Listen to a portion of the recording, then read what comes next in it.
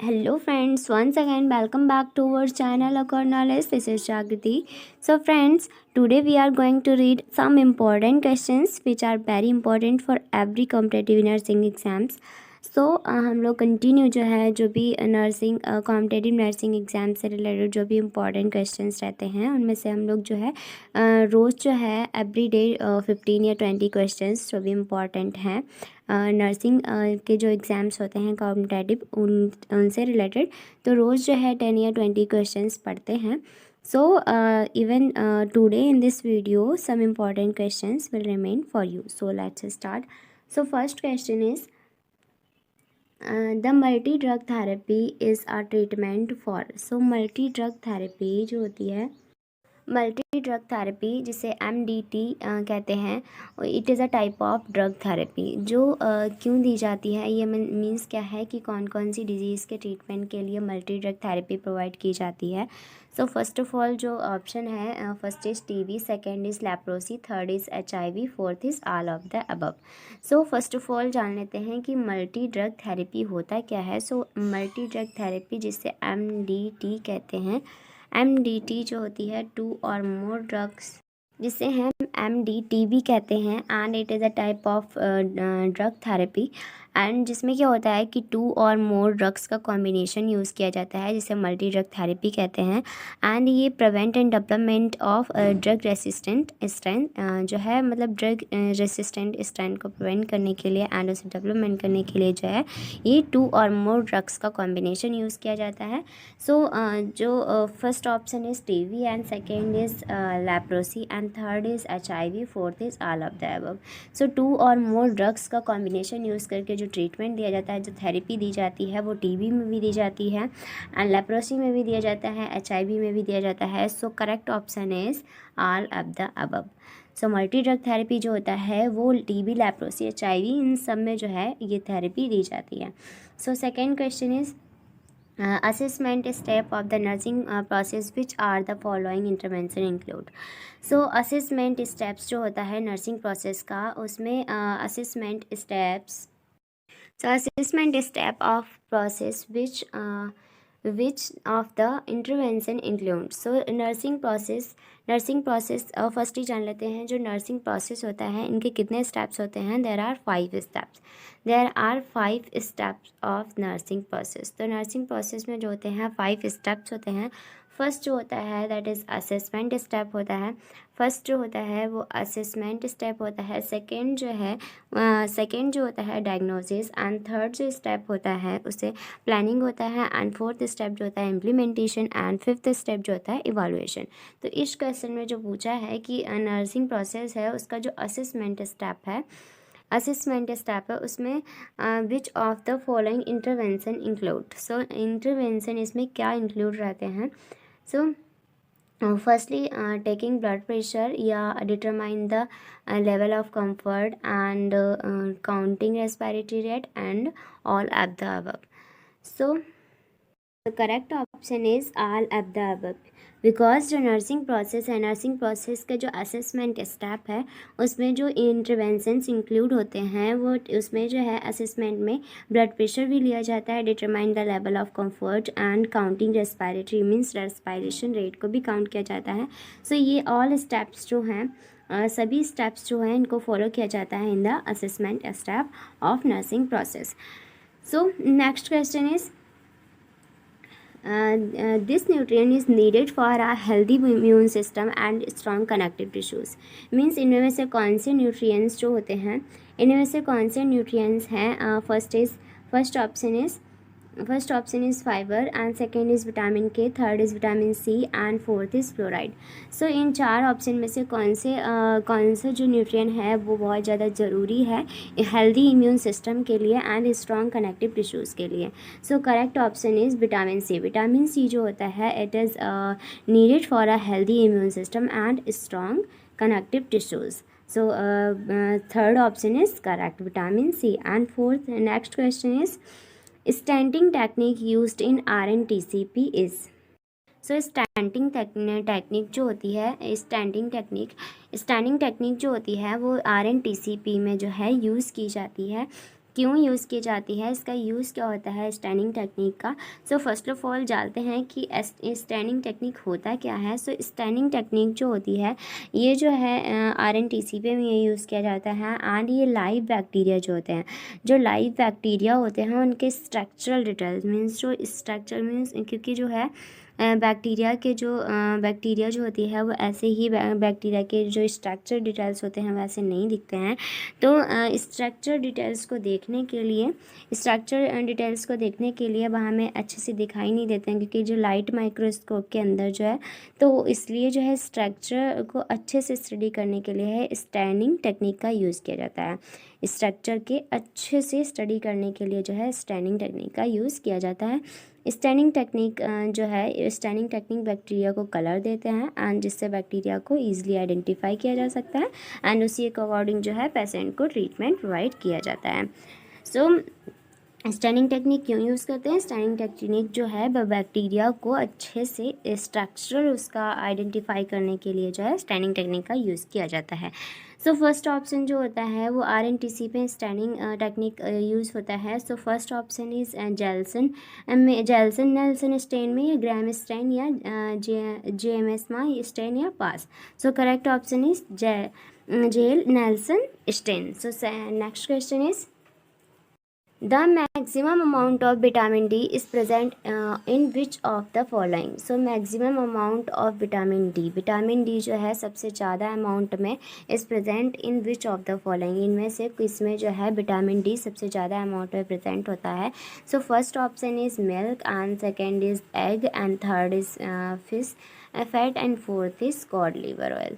So correct option is cod liver oil. जो cod liver oil होता है इनमें जो है सबसे ज़्यादा अमाउंट में विटामिन डी प्रेजेंट होता है। तो नेक्स्ट क्वेश्चन पूछा है what is the colour coding of the bag in hospital to dispose of human anatomical waste such as body parts. तो हॉस्पिटल में जो बायोमेडिकल वेस्ट मैनेजमेंट होता है also called BMW। So BMW में जो है न्यू गाइडलाइंस के according जो है BMW बायोमेडिकल वेस्ट मैनेजमेंट में जो ह्यूमन एनाटॉमिकल मीन्स जो ह्यूमन के जो बॉडी पार्ट्स होते हैं, वेस्ट बॉडी पार्ट्स होते हैं, वो किस में डिस्पोज किया जाते हैं। So according to new guidelines जो येलो बैग होता है इसमें expired and discarded medicine, cytotoxic bag with cytotoxic symbol and chemical waste हैं एंड जो भी ब्लीडिंग डिस्कार्ड मीन्स जो लिनन होती हैं ब्लीडिंग वाले लिनन हैं उनको डिस्कार्ड किया जाता है and human and anatomical waste को भी येलो बैग में डिस्कार्ड किया जाता है। सो उसके बाद जो येलो बैग में डिस्कार्ड करने के बाद जो उस येलो बैग का ट्रीटमेंट होता है वो कैसे होता है, उसको इंसिनरेट कर दिया जाता है या डीप रूरल प्लाज्मा पायरोसिस किया जाता है। सो correct option is a, that is yellow bag. So yellow bag में जो होता है वो एनाटॉमिकल जो ह्यूमन एनाटॉमिकल बॉडी पार्ट होते हैं वेस्ट, तो उनको जो है येलो बैग में डिस्पोज किया जाता है। So next question is pregnancy test is based on the estimation of. सो प्रेगनेंसी टेस्ट जो होता है वो एस्टिमेट किया जाता है, किसके बेस पे एस्टिमेट किया जाता है। So first option is FHS hormone, या प्रोजेस्टेरोन हार्मोन, या HCG हार्मोन, या ल्यूटिनिंग हार्मोन। सो जो प्रेगनेंसी टेस्ट होता है वो एस्टिमेट किया जाता है based on HCG hormone, human chorionic gonadotropin hormone. एक हार्मोन होता है, it is a type of hormone. HCG जो होता है वो एक हार्मोन होता है एंड ये जो होता है सिंसियोट्रोफोब्लास्टिक सेल्स, जो सिंसियोट्रोफोब्लास्टिक सेल्स होती हैं, सिंसियोट्रोफोब्लास्टिक सेल्स से जो है HCG जो है प्रोड्यूस होता है, सिक्रेट होता है of the placenta during pregnancy. So HCG जो हार्मोन है उसके बेस पे जो है एस्टिमेट किया जाता है प्रेगनेंसी टेस्ट को। सो next question is the equipment used in the examination of year is called. Means year के एग्जामिनेशन के लिए जो इक्विपमेंट यूज़ किया जाता है उसे क्या कहते हैं। So first option is laryngoscope, second is otoscope and third is proctoscope and endoscope. So correct option क्या रहता है। सो हम लोग जानते हैं कि laryngoscope means visualisation of the larynx and otoscope क्या होता है, ऑटोस्कोप जिसको ईयर के एग्जामिनेशन के लिए यूज़ होता है एंड प्रोक्टोस्कोप क्या होता है, है? Proctoscope means anus and lower part of the rectum को एग्जामिन करने के लिए। एंड इसको एंडोस्कोप क्या होता है? Means inside of the body को देखने या चेक करने के लिए जो है एंडोस्कोप का यूज़ किया जाता है। It is a type of instrument. So correct option is B, that is otoscope. Otoscope जो होता है वो यूज़ किया जाता है examination of the ear. So next question is the millennium development goal 6 was associated with. So जो millennium development goal 6 है was associated with, so first option is reduce child mortality and to improve maternal health and combat HIV, AIDS, malaria and other disease, and fourth is develop a global partnership of the development. तो millennium development गोल जो 6 है उसके जो total जो गोल होते हैं there are 8 total जो होते हैं वो 8 गोल होते हैं मिलेनियम डेवलपमेंट गोल में। तो इनमें जो मिलेनियम डेवलपमेंट गोल होता है, मिलेनियम डेवलपमेंट गोल जो होता है there are 8 international development goal होते हैं। एंड जो है 2015 तक जो है जो भी कंट्रीज़ इनमें इन्वॉल्व जो भी कंट्रीज़ इसमें इन्वॉल्व थी तो उनमें जो है 2015 तक की जो है वो उनको जो है 2015 तक अचीव करना था उन गोल्स को। सो मिलेनियम डेवलपमेंट जो गोल है टोटल 8 गोल होते हैं। उनमें से जो 6 गोल है तो उसमें क्या बोला गया है, क्या अचीव करना है 6 गोल में। सो अगर आप मिलेनियम डेवलपमेंट गोल प्रोग्राम को अच्छे से पढ़ना चाहते हैं देन आप कमेंट बॉक्स में कमेंट कर सकते हैं, तो जिसके लिए हम सेपरेट वीडियो जो है पढ़ेंगे। तो इसमें जो 6 गोल में जो है मिलेनियम डेवलपमेंट प्रोग्राम का जो 6 गोल है, सो 6 गोल क्या रहता है? Correct option is combat HIV, AIDS, malaria और other disease. So HIV and AIDS, malaria and other disease जो है इनसे प्रिवेंट करने के लिए ये गोल था। सो टोटल जो इनके गोल हैं millennium development goal there are 8 goal, different goals होते हैं। So next question is the first country to start the family planning program। जो फैमिली प्लानिंग प्रोग्राम है वो पहली कंट्री कौन सी है जिसने ये स्टार्ट किया था family planning programme? So first option is India ने, या चाइना ने, या पाकिस्तान ने, या जापान ने। So correct option is India. India ने जो है स्टार्ट किया था फर्स्टली फैमिली प्लानिंग प्रोग्राम।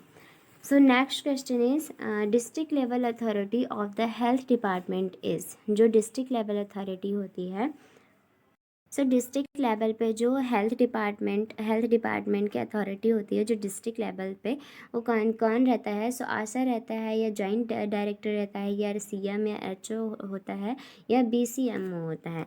सो जो डिस्ट्रिक्ट लेवल पे होता है सो करेक्ट ऑप्शन है CM या HO होता है। एंड जो अदर हम आपको बता दें तो विलेज लेवल पे जो होती हैं वो दाई एंड TBA होता है, दाई होती हैं, TBA होता है एंड आशा होती हैं।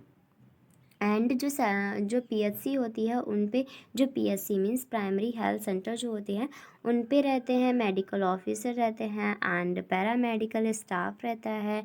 एंड जो CHC होते हैं उन पे जो होता है वो 4 मेडिकल ऑफिसर होते हैं एंड सर्जन होते हैं, पीडियाट्रिशियन होते हैं, ऑब्स्टेट्रिशियन होते हैं, फिजिशियन होता है एंड प्लस 21 पैरामेडिकल स्टाफ होता है at the level of PHC।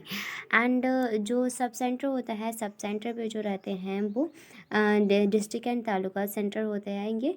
And district level पे जो होता है, डिस्ट्रिक्ट लेवल पे जो क्या होते हैं? CMO होते हैं एंड DMO होते हैं एंड DHO होते हैं।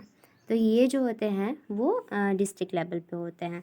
एंड स्टेट लेवल पे जो होते हैं, स्टेट एंड यूनियन टेरिटरी जो हैं उस पर ministry of health and family welfare.